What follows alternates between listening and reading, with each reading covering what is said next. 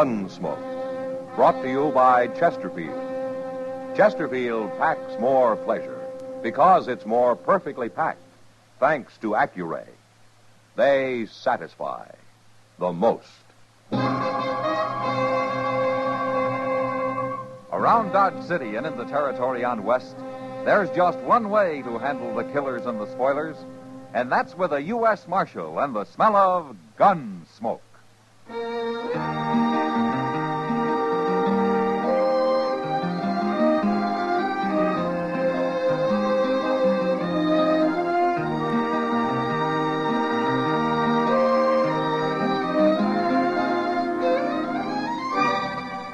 Gunsmoke, starring William Conrad. The transcribed story of the violence that moved west with young America.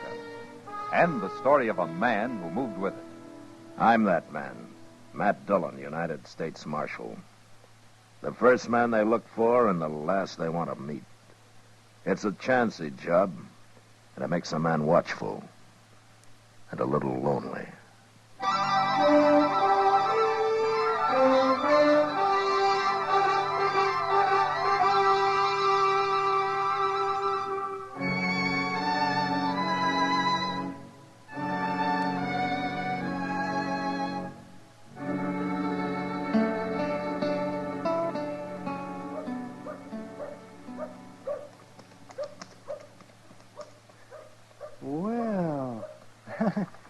Well, for heaven's sake. Matt. Yeah, what, Doc? Look at that coming. It's a Surrey. What? A 4-passenger Surrey. Oh, well, that's the first one of those I've seen west of St. Louis. What? That's Kitty up there with the driver, isn't it, Doc? Kitty? Oh, why, so it is. But who is the driver? I don't know.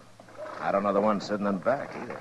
Say, that's pretty fancy for Dodge. Yeah, those are a couple of dudes, if I ever saw any. Green as squash. Hi, Matt. Hello, Doc. Hi, Kitty. Hello, Kitty. Haven't met either one? Haven't even seen them, Kitty. Here they are. Marshal Dillon, Doc Adams, Mr. Samuel Sprague, and Clifton Bunker. Hello. Howdy, Sprague. Mr. Mr. Bunker. Quite a wagon you gentlemen have. We brought it with us, Doctor, on the train. We've been all over the country around here in that Surrey, haven't we, Bunker? What are you, prospectors? No, Doc. We're writers, Doctor, from New York. Writers? Did you ever read anything by Ned Buntline? Oh, then you're not reporters. You write make-believe stories. Well, we want to write true stories, Doctor, but there doesn't seem to be much material around here. Kind of disappointed. There hasn't been a gunfight since they arrived, and every Indian in Kansas seems to be growing old on a reservation. We're not going to get any stories this way. You mentioned that writer, Ned Buntline, Mr. Sprague. I met him once through Jim Bridger. Oh, yes, he wrote a lot of stories about Jim Bridger's adventures. Mm-hmm. Most of them were lies. They made Bridger look like a fool. They also made Jim Bridger famous, Marshal. Like Wyatt Earp, Buntline wrote about him, too. Anything wrong with being famous? I guess it depends how you get that way, Mr. Sprague. Yeah, go stir 'em up some Indians, Matt. A few massacred families out here would... Oh, that'd make nice reading in New York. Yeah. Let's go get a drink, Kitty. You two go ahead. I'll join you. All right. Good day, gentlemen. Gentlemen. Well, you were a great help. What do you care about them, Kitty? I don't think a series of stories in the New York papers would hurt Dodge any, do you? Oh, she's thinking of business, Matt. I keep forgetting she's half owner of the Long Branch now. So that's it, huh? Of course it is. Don't want anybody killed, but you might at least be polite to them. Haven't got time, Kitty. What? I got to ride up to Hayes City tomorrow. May not be back for a week. Good. You want to come along? Ha!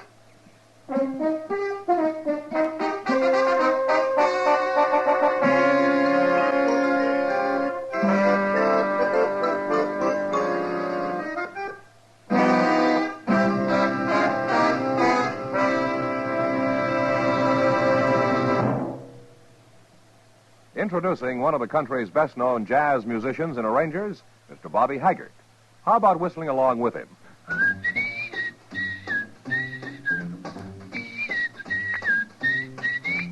packs more pleasure, packs more pleasure. Chesterfield packs more pleasure because Chesterfield's more perfectly packed. It stands to reason a cigarette made better and packed better smokes better, tastes better. And Chesterfield is more perfectly packed by Accuray. This electronic miracle removes human error in cigarette manufacture. So Accuray Chesterfield is firm and pleasing to the lips, mild yet deeply satisfying. Yes, Chesterfield gives you something no other cigarette can give you. Chesterfield packs more pleasure because Chesterfield's more perfectly packed. To the touch, to the taste, Chesterfield packs more pleasure because it's more perfectly packed. By Chesterfield, mild, yet they satisfy the most.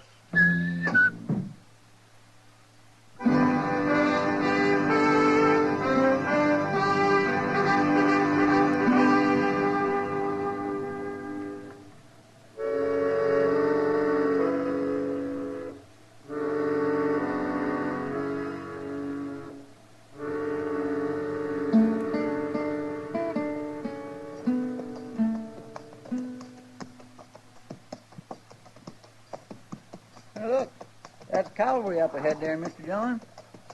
Yeah. Pretty sloppy looking, ain't they? Half of them ain't even setting their saddles straight. Uh-huh. Yeah, not that I blame them none.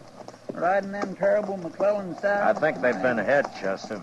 They must have had a fight. Hey, by golly, I think you're right. Let's pull up. Some of them boys is wounded. And look there. A couple of them tied across their saddles. They're dead. I think I know that lieutenant, Chester. Yeah, it's Lieutenant Bain. What in the world do you suppose has happened?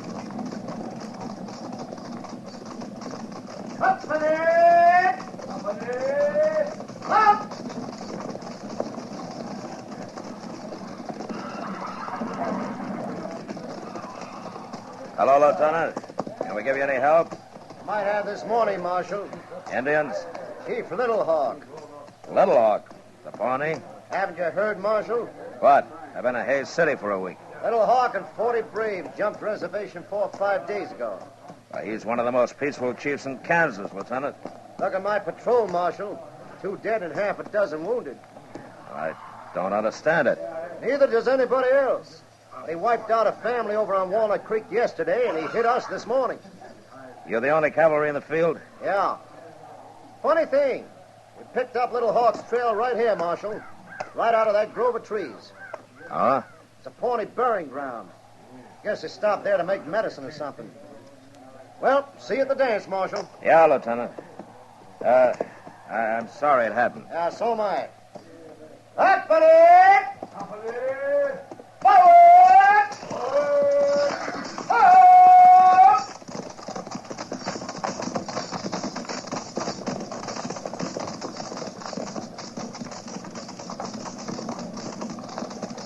Come on, Chester.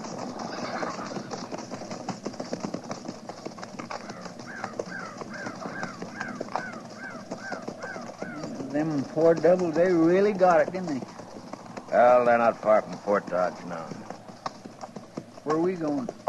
To look at this Pawnee graveyard? Not exactly a graveyard, Chester. Well, what is it then? You'll see.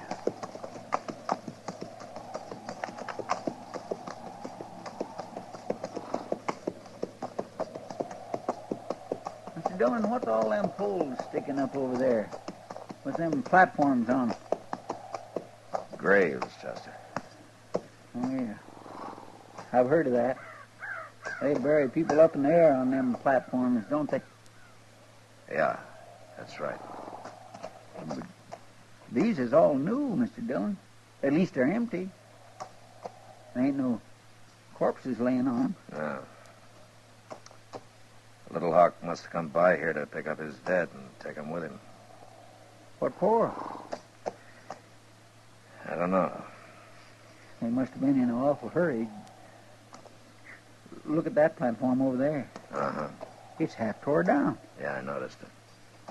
The rest of them ain't. No. I declare, I don't feel right here, Mr. Dillon. Neither do I, Chester. All right, come on, let's go.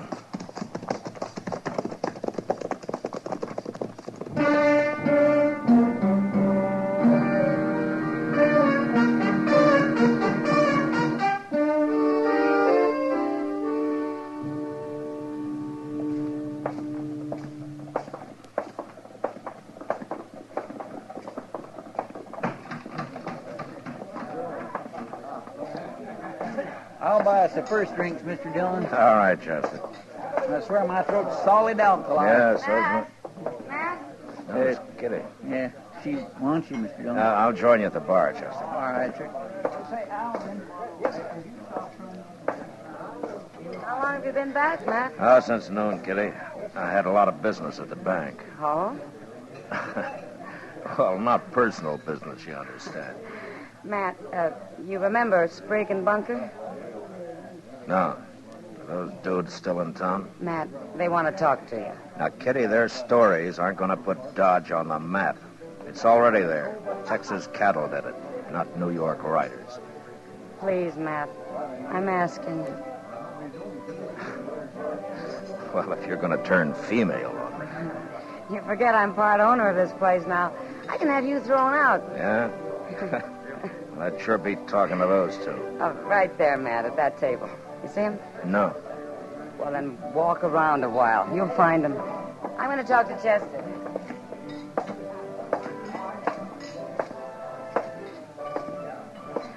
Good evening, gentlemen. Marshal Dillon? Sit down, Marshal. Sit down. All right.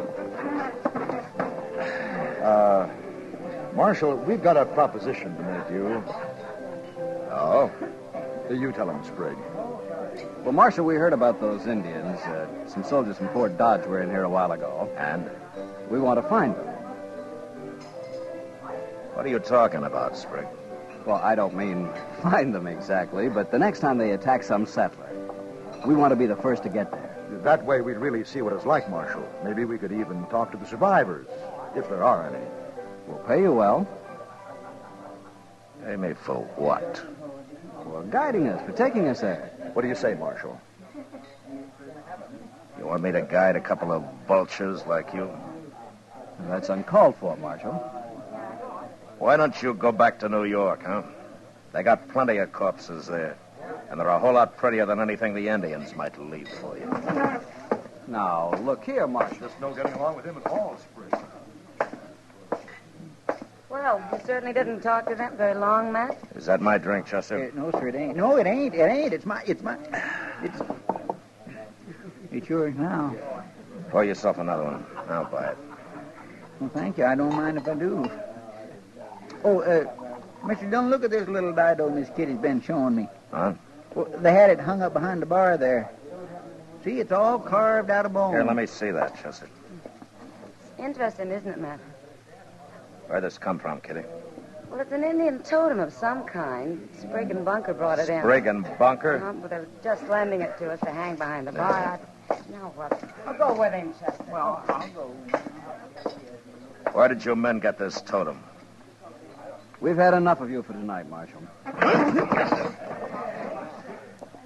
Well, I want to know where you got this totem, Sprague. You're choking me. Then tell me. We got it from a soldier. A soldier? What soldier? A private from Fort Dodge. His name was Roger Harlow. We bought it.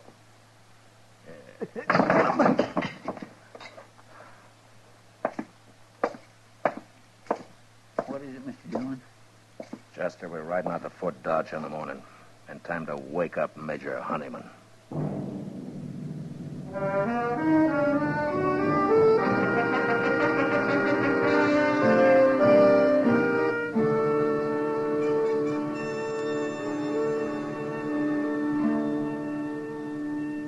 All right, Marshal. B Company moved out yesterday. My judgment of the situation is that they'll make almost immediate contact. I see, Major. But I don't like your insinuation that the cavalry is responsible for Little Hawk jumping reservation. Well, I'll admit garrison life's dull, but no soldier in my command would want action that badly. Where's your proof, Marshal? Right here, Major. Why, This is a Pawnee totem. It's more than that, Major. It's a Fox Clan totem. Little Hawk's clan. Yeah. Well, I've told you where I think it came from. Now let's get that private in here and settle this, huh? Marshal, I'll feed him to Little Hawk if this is true. Oh, Sergeant Grimes. Oh, what'd you say his name is? Harlow. Roger Harlow. Yes, Major? Now, Sergeant, you pride yourself on knowing every man at Fort Dodge. As regimental sergeant, I consider it my duty, sir. What company is Private Roger Harlow assigned to? Private Roger Harlow? Yes, that's right. There ain't no Roger Harlow on this post, Major. There never had been.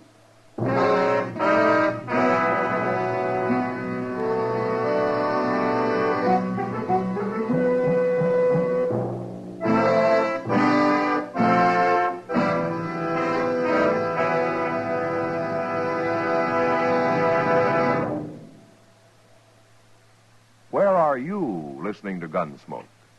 In your kitchen? Getting ready for Sunday supper? Maybe in your living room, relaxing? Or out driving? Say, be sure and watch the road. But remember, there's pleasure ahead when you smoke Chesterfield. When you satisfy yourself with Chesterfield's better taste and mildness. It stands to reason. A cigarette made better and packed better smokes better, tastes better. And Chesterfield is more perfectly packed by Accuray. This electronic miracle removes human error in cigarette manufacture. So Accuray Chesterfield is firm and pleasing to the lips, mild, yet deeply satisfying. Yes, Chesterfield gives you something no other cigarette can give you. Chesterfield packs more pleasure because Chesterfield's more perfectly packed. To the touch, to the taste, Chesterfield packs more pleasure because it's more perfectly packed. By Chesterfield, mild, yet they satisfy the most.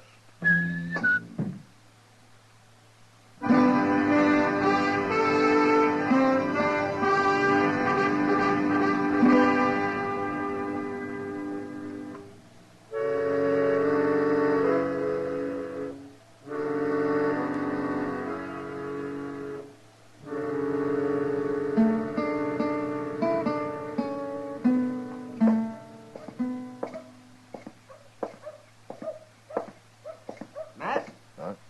Come on. Morning, Doc. Good morning. Did you find Sprigg and Bunker last night, man? No. We finally learned at the stable they drove out of Dodge in that Surrey yesterday morning. You going after them? Yeah. As soon as Chester comes with our horses. What do you think they're up to now, man? I wish I knew, Doc. They ought to be hung. Hey, Doc. Huh? Look over there. Coming into the plaza. Oh, yeah, well, you won't have to ride after them now. No. Them and their fancy Surrey. Yep, Matt, yep. Where you going?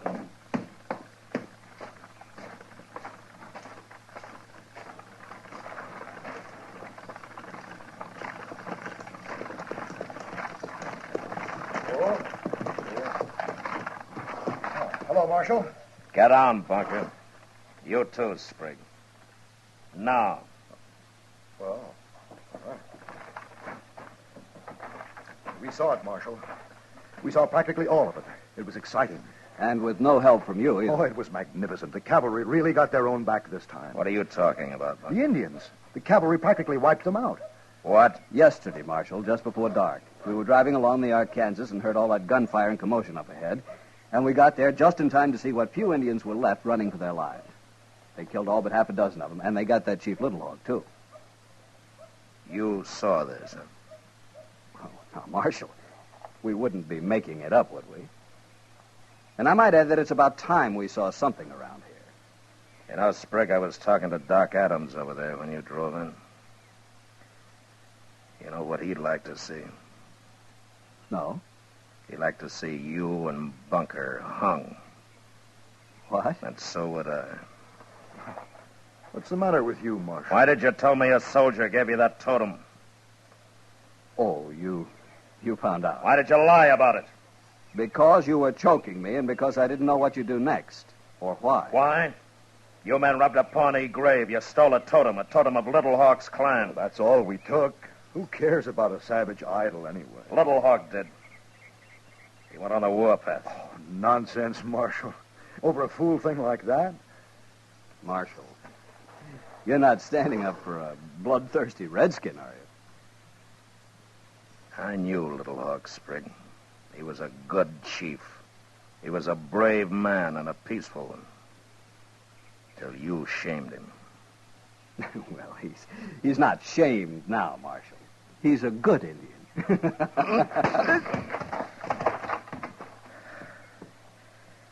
Now you get out, both of you. You get out today. Enough men have died because of you.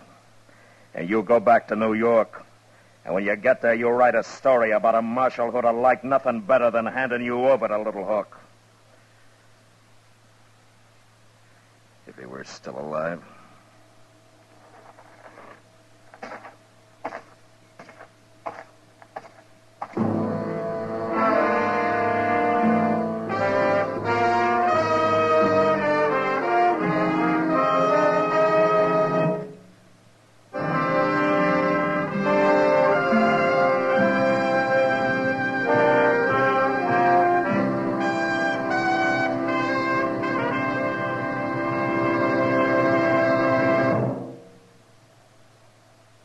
In a moment, our star, William Conrad. Chesterfield packs more pleasure because Chesterfield's more perfectly packed. A cigarette made better and packed better, smokes better, tastes better. And Chesterfield is more perfectly packed by Accuray. This electronic miracle removes human error in cigarette manufacture. So Accuray Chesterfield is firm and pleasing to the lips. Chesterfield, mild, yet they satisfy the most. You know, there's a saying on the frontier, kicking won't get you nowheres lessen you're a mule. Well, next week, a man complains that somebody's trying to kill him and isn't believed until it happens. But that was the West. Good night. Gunsmoke. Produced and directed by Norman MacDonald, stars William Conrad as Matt Dillon, U.S. Marshal.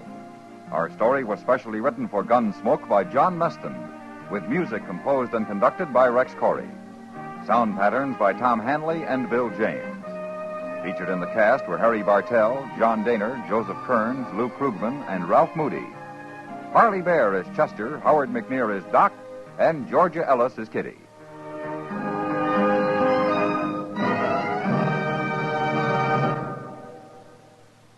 Live modern. Smoke L&M. Live modern. Change to L&M. Only with L&M can you enjoy the full, exciting flavor of today's finest tobaccos through the modern miracle of the pure white miracle tip. So light up, free up, let your taste come alive. Live modern. Smoke L&M. Live modern. Change to L&M. Join us again next week for another specially transcribed story on Gunsmoke.